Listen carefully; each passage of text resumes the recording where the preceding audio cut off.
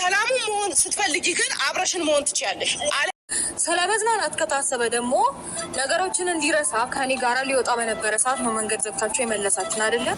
ሰላም ጤና ይስጥልኝ። ወደ የተከበራችሁ ቤተሰቦች እንዴት ናችሁ? ነው ያለው ይመስገን ቤተሰብ ማለት ነው። እንግዲህ መግቢያ ላይ እንደሰማችሁት ማለት ነው ቡዜና ሩታ በጣም ብዙ ግርግር ውስጥ እንዳሉ ነው የሚያሳየው ማለት ነው። እና እንግዲህ ሩታ ምንድን ነው ያለችው? ከኔ ጋር ይዝናና፣ ከኔ ጋር ከጭንቀቱ ከስትረሱ ይውጣ ብዬ አብረን በወጣን ሰዓት አንቺ ነሽ አላስቀምጥ አላስነሳ ያልሽው።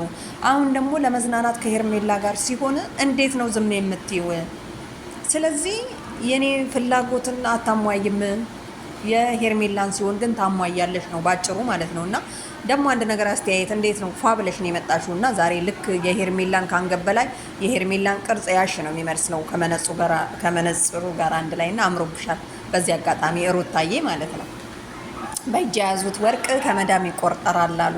በእጅሽ ላይ ተቀምጦ አብርሽ ያን ጊዜ ጸበል ልውሰደው የሆነ ነገር ልውሰደው ታሟል እንዴ ስትባይ ኖ አልታመመም የምትይ ሚስት የልዑል እናት ማለት ነው።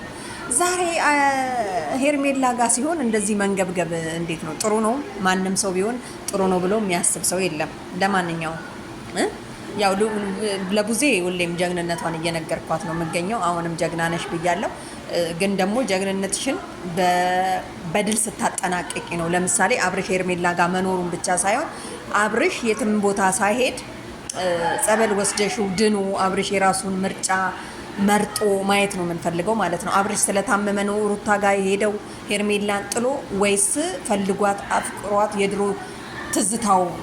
ትውስታው ምናምን መጥቶበት ነው የሚለውን ስናረጋግጥ ነው ማለት ነው። እንግዲህ እንደምታዩት ቡዜና ዴቭ ብዙም መጫን አይፈልግም። ምክንያቱም ፍላጎቱ ከሄርሜላ ጋር እንደሚሆን ቢሆንም አሁን ሩታ ግን እንድትነቃበት እያደረገ አይደለም። አንዳንዴ ይሸፋፍናል ማለት ነው። ምክንያቱም እኛ እንዲድን ነው እንጂ የፈለግነው አትጨቃጨቁ ምናምን ነገር ያመጣል ማለት ነው። እና እንግዲህ ሩታ ዛሬ ያው ብዙ ነገር ብላለች። ምክንያቱም ዝታ ምን የሄደችው በልመና አይደለም በግዳጅ ታመጡታላችሁ አብርሽን፣ ነገ ደግሞ እቤቴ እጅ ላይ ተቀምጦ ታይኛለሽ ብላለች ማለት ነው። ለመነች እንግዲህ ቡዜ ያልሰማም ስላለች እንግዲህ ያሳይሻለሁ ብላ ነው ሄደችው። ቡዜ ደግሞ እንግዲህ እንደዚህ በግዳጅ ከሆነ ደግሞ እኔም አሳይሻለሁ እንግዲህ ተባብለዋል። የማን እንደሚያዋጣ አብረን ነው የምናየው። ለማንኛውም እንግዲህ ያው አብርሽ ከእንትና ጋር ፈታ እያለ እንደሆነ ነው እየሰማን እየተዘገበ የሚገኘው ማለት ነው። እና እንግዲህ ፈታ ማለቱን አሁንም ቢሆን እኛ ኦዲየንሶች እንደ ኮመንት እንደምንኮምተው ከሆነ እንደምናየው እንደምንከታላችሁ ከሆነ ሄርሜላ ጋር መሄዱ ትክክል ቢሆንም እጇ መግባቱን ትክክል ቢሆን ግን መዝናኛ ቦታ መውሰድ የለባትም። አሁንም ቢሆን በቃ ጸበል መግባት አለበት አብርሽ።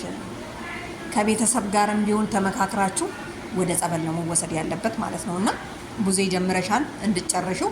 ሩታ ደግሞ አጠገብሽ እያለ በጣም የልዑል እናት አባት ነው የኔም ባለቤት ነው ምናምን እያልሽ የምታካብጂው ነገር ቀረ።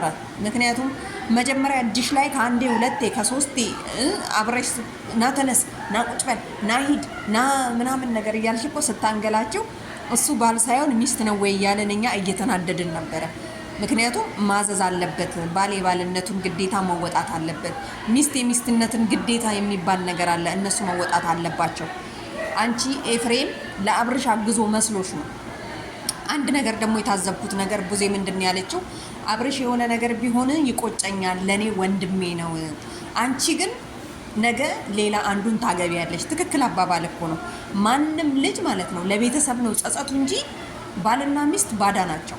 ወለደ ልዑል አለ። ስለዚህ ተሳስረዋል። ቢሆንም ግን ሩታ ሌላ ታገባለች አብርሽ የሆነ ነገር ቢሆን። ገባችሁ አይደለ? ሌላ ገባች ማለት ደግሞ አብርሽ ይረሳል ማለት ነው። ይሄ ያለ ነገር ነው። ጸጸት ለማን ነው? ለነ ቡዜ ለነ ዴቭ ለአባት ለእናት ምናምን ነው። ኤፍሬምማ ተገላገልኩኝ ተመስገን ሄርሜላን እጅ ያስገባው ነው የሚለው። ምክንያቱም ያው የሄርሜላ ፍቅር ስላለበት ማለት ነው። ታውቃላችሁ እንዴት አባቱ እንደሚወዳት እኮ ከታች እስከ ላይ በቃ የሆነ ከንፈሩን ራሱ ስታዩት የሆነ የሳማት አስመስሎ ነው የሚመጣው ማለት ነው። እና በጣም እንደሚወዳት ምናምን ያው ተረድተናል። እንደውም ሳስበው ያውን እንደነገርኳችሁ ከሩታ ይልቅ ኤፍሬም የሆነ እጁ ያለበት ነው አብርሽን ሄርሜላን ጠልቶ ወደ ሩታ እንዲመለስ ያደረገው እሱ ነው እንዴ ምናምን ብሎ እስከ ማጠራጠር ድረስ ይደርሳል። ምክንያቱም የራሱ እንትን ነውና እና ቡዜ እንግዲህ እናያለን። ድሮም እኔ ከአንቺ ጋር መሆኑን አልጠላውኝም አብሮሽ እንዲኖር እፈልጋለሁ ብላለች ማለት ነው። እንግዲህ ቤተሰብ ማለት ነው የእነኚህ ሰዎች ጉዳይ ምን ላይ ነው የሚቋጨው ብላችሁ ታስባላችሁ? ለማንኛውም እኔ ያው ዞሮ አብርሽ ግን አሁንም ተመልሶ ሩታ ጋር የሚመጣ ነው የሚመስለኝ። ምክንያቱም ያው እንግዲህ ደና ጋርድ ያለ ይመስላል። ይሄ ማለት ደግሞ ያው ኤፍሬም ስለሚፈልጋት ማለት ነው እንጂ ለሩታ አግዞ እንዳልሆነ በጣም 100% እርግጠኛ ነኝ። እና ለማንኛውም ግን አብርሽና እንደው ሄርሜላ አብረው ባይሆኑ እንኳን ኤፍሬምን መቼም ዞር ብላ እንደማታየውና ኤፍሬምም ደግሞ እያደረክ ያለው ነገር ትክክል እንዳልሆነ ለጤንነቱ ብትታገል ጥሩ ነው ባይ ነኝ። ለማንኛውም ቤተሰብ ይመቻችሁ። አብርሽ ግን ታድሏል። አንዴ እዛ ይበላል፣ አንዴ እዚህ ይበላል ማለት ነው። መታደል ሰው አንድ አጥቷል፣ እሱ 2 በ1። ለማንኛውም ይመቸው።